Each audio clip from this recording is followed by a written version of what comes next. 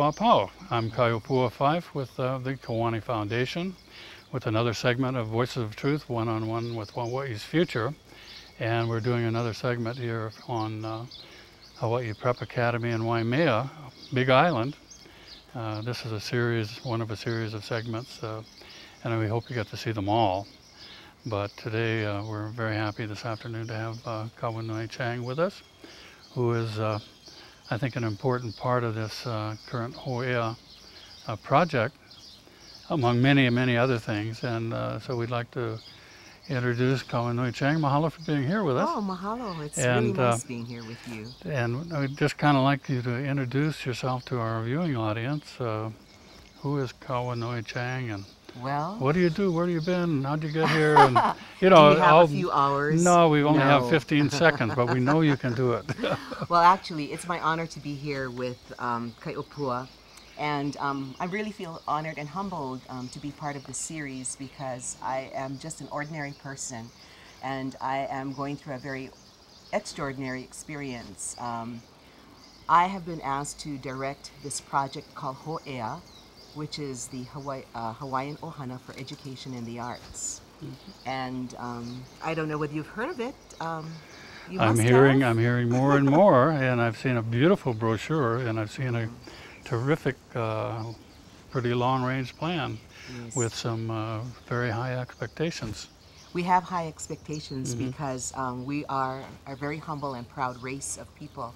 And this small little project, Ho'ea, mm-hmm. purports to have really big results, I think, in the future. Mm-hmm. And that's what really excites me now. I've been an artist, I'd like to say, since I was 4 years old, before I knew what a commercial artist was. Mm-hmm. My uncle Merton Kauanoe Chang was a commercial artist, and he had the great distinction of being the youngest of my mother's clan, or second to the youngest, so he had to babysit me. Mm. And so from was that a good thing for you? That was a good thing, because it introduced me to paper, pen, pencil, and paints. Mm-hmm. And I've loved painting ever since. I am a watercolorist, and I have been painting, had several one-woman shows, but then had a gap of 15 years when I worked for the Department of Education. And I did what I could for the department, loved it, because I taught at McKinley High School for 15 years, mm-hmm. in the area of the arts. Mm-hmm. And then I was... So you're in recovery now from your 15 years at DOE? One must recover from the DOE. I wonder if one ever does, though. I'm kidding. No, it was a very good stint. Through that DOE employment, though, I was an art teacher at McKinley High School for 15 years. On the side, I was writing Hawaiian Studies curriculum at the time when there was no program in Hawaiian Studies. Right. You know, no baccalaureate program, right. No certificated program. Right. So Lokomaikai Snakenberg really was my beginning with Hawaiian Studies. He employed me to write curriculum. And eventually I worked my way up to the state level, got out of the classroom, and became the Hawaiian Studies curriculum developer, and then the Hawaiian Studies specialist. I remember, those days. I remember years ago, yeah. when it was so hard for the teacher in the classroom, who was supposed to be teaching Hawaiian Studies, but had nothing to work with. No, they didn't. And most of them lacked the life experiences to do that. Yeah. So there was a kupuna component of the Hawaiian Studies program, right. that was supported by the legislature.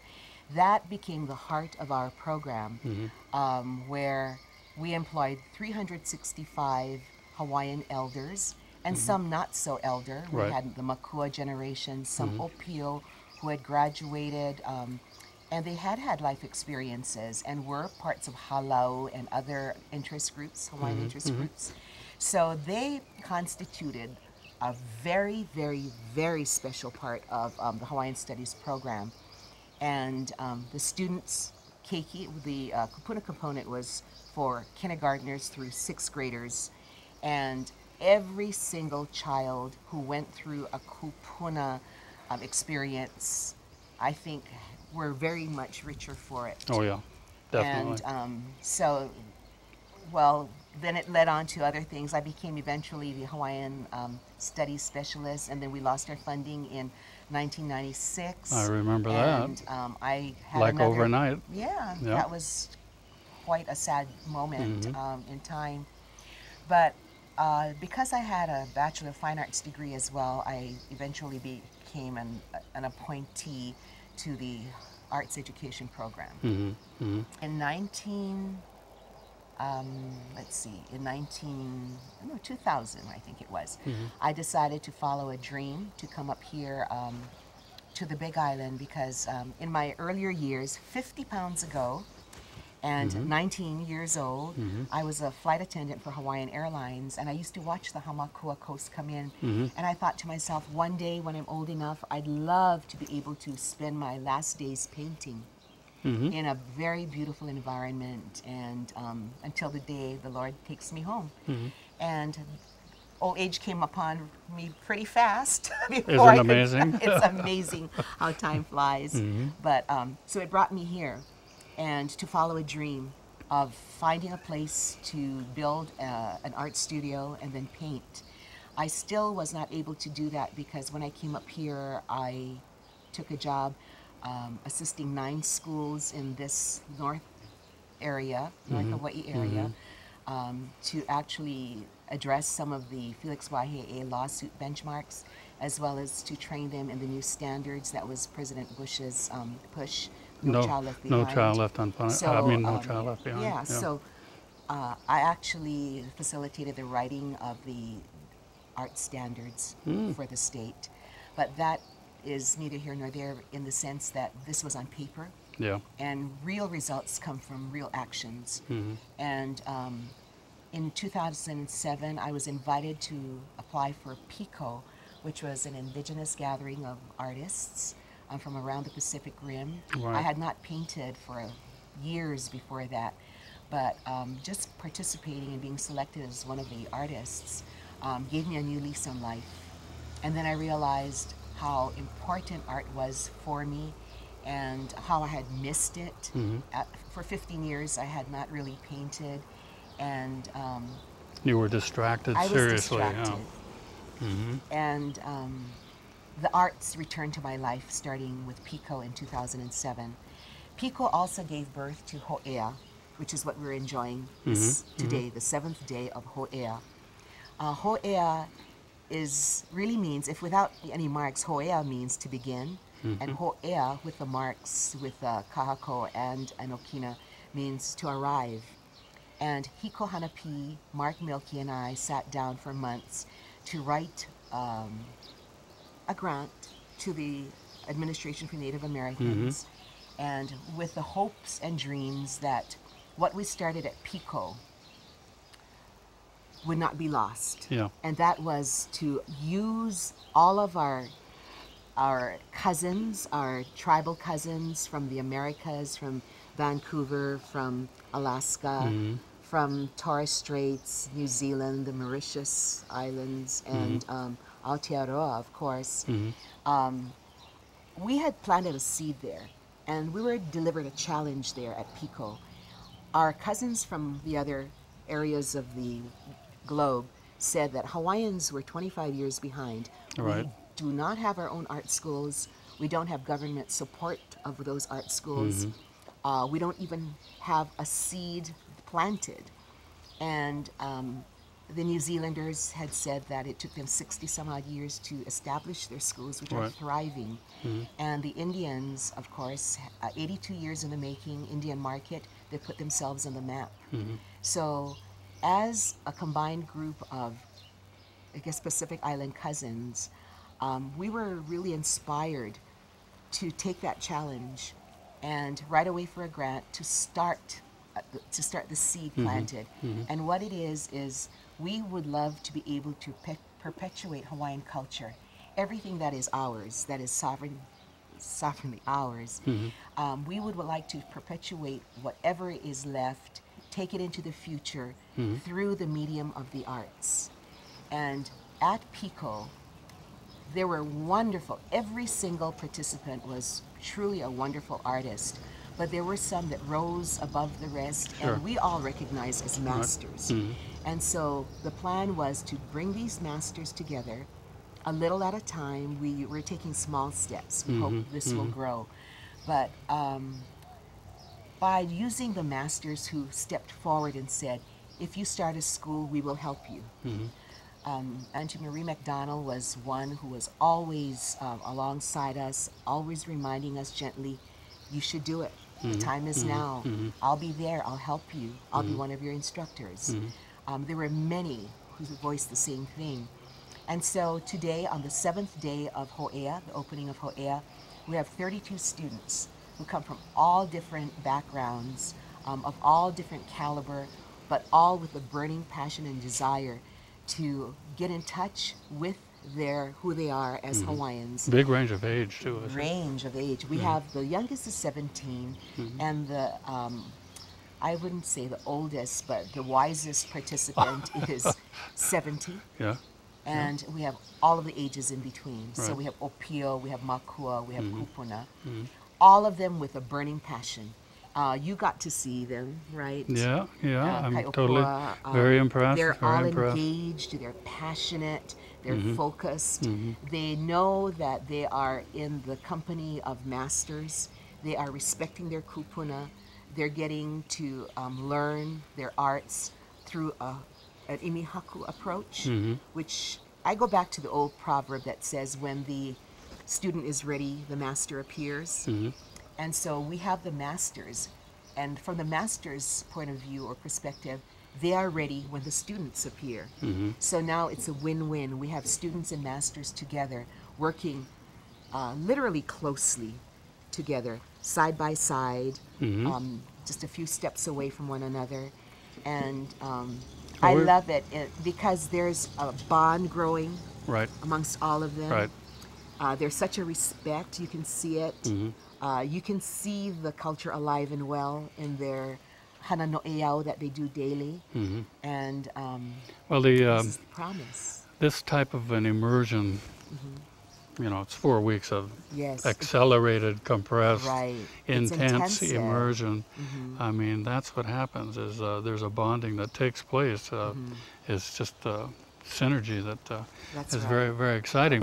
We talk about students and then the masters, but you know, some of the students I'm seeing here are at a pretty high level of accomplishment and artistry and creativity themselves already. I know Sabra Kalka, we were in Hilo last for a Merry Monarch, and we were looking around at some of the different textile products, and she saw this beautiful kihei, and she just loved the design, and so she bought it. And so one of the things that she brought to share with the Haumana here was this exemplary design, and she pulled it out, and one of the students, the student said, "Oh, it's my brother's," and the Baba said that. yes, the artist was here, and how great, because really you've got a mix of, you know, we're doing traditional things in traditional ways, but there's also a contemporary component that runs with all of it, and you know, something that is living evolves, and there's part of that. This is part of this. We're of that age. We're entering kupunahood. We didn't have the opportunity to do this when we were young and your age. It is for us, it is our kuleana to make sure that you have every opportunity to advance yourselves as well as your culture through the arts. And they have taken that challenge, and they've taken that very seriously. So I think it shows when you look at the students and their level of commitment. Yeah. I just want to thank, like you mentioned, Sabra. She's a wonderful, wonderful, wonderful woman who is so in touch with who she is. And I have to say that I knew Sabra from 20 years back when she was a young lady in the kupuna component of the Hawaiian Studies program. And she still continues to give, as do all of our instructors. And if you don't mind, I'd like to name them. No problem. Because I think you'll get to meet them one by one in the next few days. Sure. But I'll start with Sabra because we had mentioned her. There's Marie McDonald, who is a kapa artist who just got a wonderful show at the Academy of Arts. Is she a living treasure? She is a living treasure. And her daughter, who is Rowan Hufford, is following closely in Mama's footsteps. However, Rowan has her own style. and Mother-daughter. yes, mother-daughter. Yeah. They have the same resources, and yet they are able to come up with something completely unique Sure. and their own, as do the students in Ho'ea. They're all using the same materials and Right. supplies, Yeah. and every product that comes out is different because it carries with it the maker.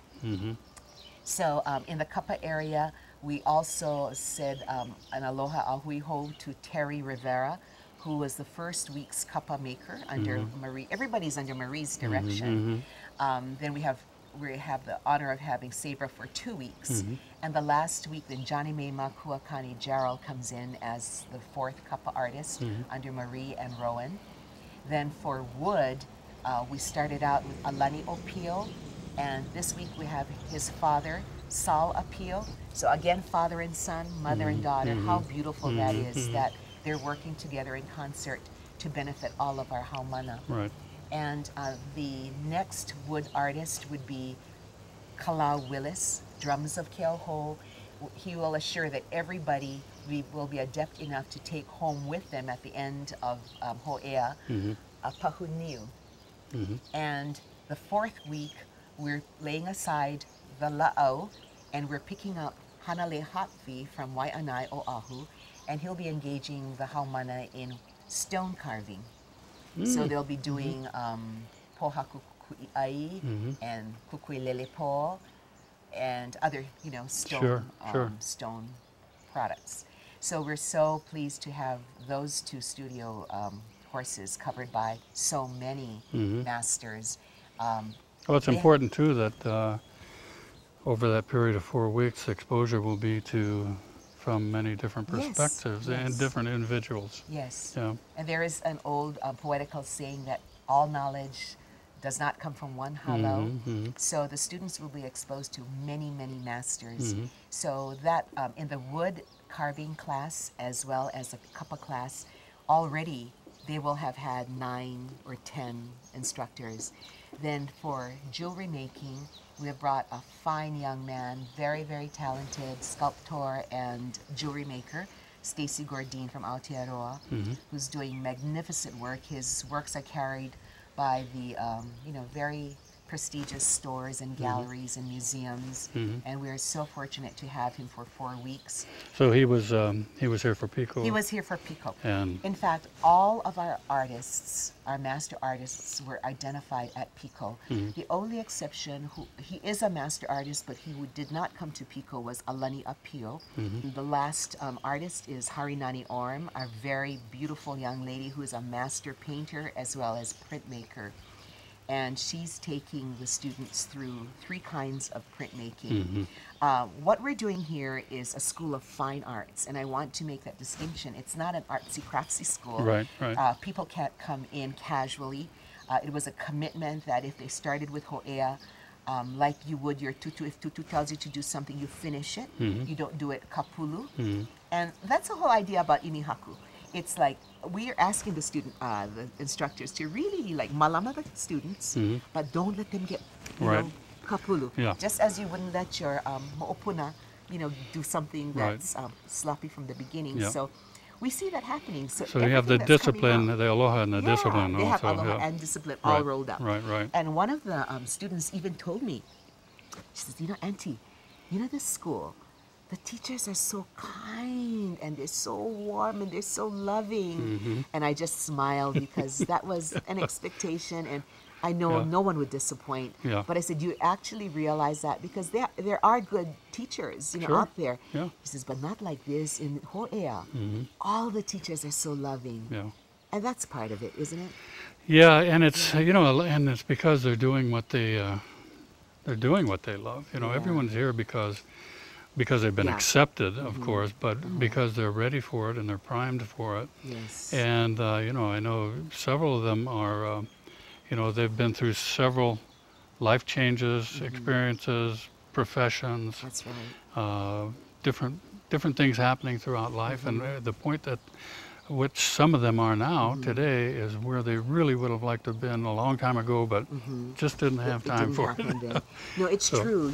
If I may eliminate names, I can say that Some of them feel that this is their new beginning, that it's a time to refresh, time to pause from the lives that they have led, which, we all have challenges. I myself have had challenges.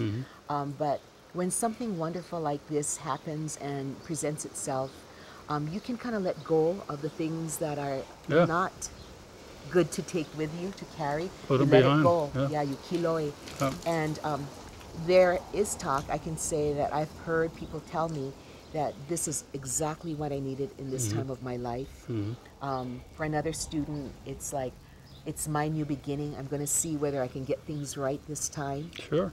And for others, it's like, I've waited for this all my life. And this is being said by somebody who's 20-something. Yeah. All his life. All his young life. Well, you know what? You can have life-changing experiences Yeah. at any Yes. point in your life. And, Yes. So wonderful to see that as young as they are, they consider this a life-changing experience.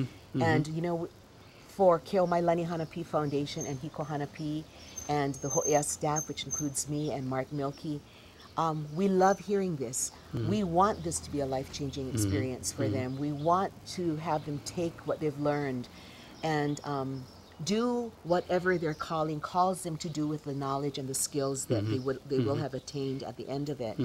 And but this goes beyond an individuals, Yes. as far as I'm concerned, because we're really talking about a changing experience for Hawaii, yes, for the Hawaiian people, Yes. and for all of the communities. it's the first of its kind art school in Hawaii. It's the first of its kind in the nation because we don't know of any Native Hawaiian School of Fine Arts. And although it's not exclusive to Native Hawaiians, because we embrace everyone who Sure. wants to learn about who we Sure. are and to be able to understand the symbols and just all of the pictorial things and the handwork that represents who we are traditionally as well as in contemporary times. We welcome that.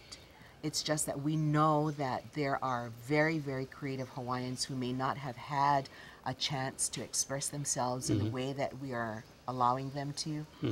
And then to go on and, with us, the school doesn't stop on June 19th, nor does it stop on December 19th. That's what I understand, yeah. So, as you say, it alludes to something bigger. It's beyond us. It's beyond an individual. It is going to be important to our nation. Our sovereignty in this realm is the sovereignty of a visual language.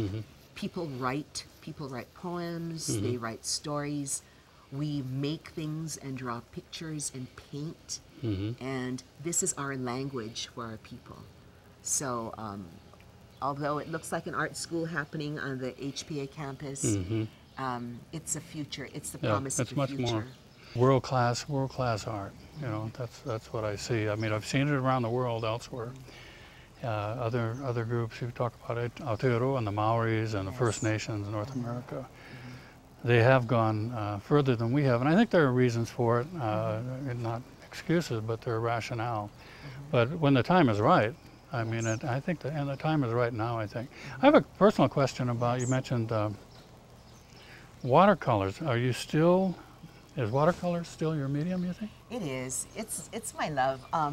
There are two kinds of artists. Well, not two kinds. I shouldn't oversimplify, but there are artists who want to see the end product appear as they expect it to. There's an expectation that the end product should look a certain way. There's the other artist who loves the process of making the art. And what you wind up is with what you wind up with. Both. Yeah. But for me, it's like reading a good book. Once I start painting, I'm in a zone, like the athletes say they are. I need blocks of time because I love watercolor. I love the juiciness of it. I love it when the paper absorbs the paint and the paint spread, and I take the brush and it'll allow me another effect.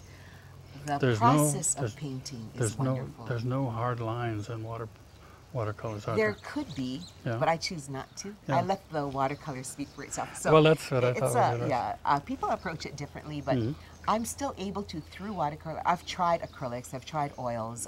I love drawing, I love, you know, pen and ink, but I especially love watercolor. And I've been able to, since Pico, paint things that were hidden in me for a long time because I couldn't paint. So while I was at Pico, it just kind of like got out there, and it surprised me that I was able to produce 3 paintings in 1 week at Pico, and that's painting almost around the clock. Well, that kind of process is so great. that kind of answers a question that I won't even need to ask now, because with all of your involvement in the administrative aspect and the grants management and executive type of work, I hope you have plenty of time to feed your artistic beast also. Thank you, thank you. Yes, I don't want it to be a repeat of too much busyness and not enough time to paint, but you know what? When I see the faces of the people who are participating in Ho'ea, I look at the kumu, I look at the students, all the things we do in the back to operationalize Ho'ea makes it worth it. I can withhold painting to do the necessary things to allow the students to have 110% experience, as well as the kumu. And I'm waiting for my time to come. Your time will come. When I'll get to paint again. Your I'm time really will happy. come. Your I'm time happy will that, come. For now, I'm happy for Hiko, Yeah. who has, when Pico was there, he did not participate because he was running around Overwhelmed, the background. yeah, It was overwhelming with 114 artists. So this time he's a haumana. I see him. And I see him smiling really widely for the first time in a long time.